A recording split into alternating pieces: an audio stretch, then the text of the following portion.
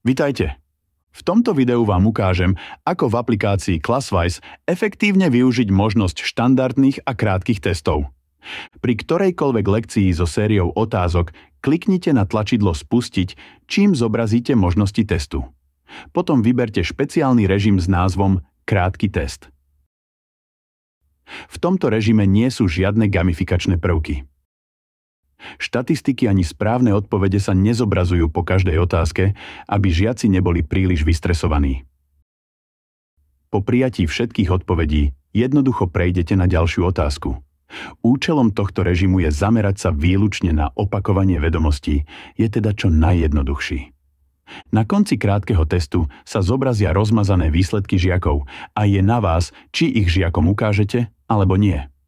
Môžete aktivitu jednoducho ukončiť a výsledky sa automaticky uložia do časti žiaci. Tieto výsledky si môžete zobraziť a analyzovať rôznymi spôsobmi. Jednotlivé možnosti nájdete v rozbaľovacej ponuke v pravom hornom rohu zhrnutia. Štandardné aj krátke testy si vytvoríte rovnakým spôsobom ako bežný kvíz. Môžete využiť databázu otázok, ktorá je dostupná v knižnici, alebo si môžete vymyslieť svoje vlastné otázky. Režim testu vyberiete po kliknutí na tlačidlo Spustiť pre vybranú sériu otázok.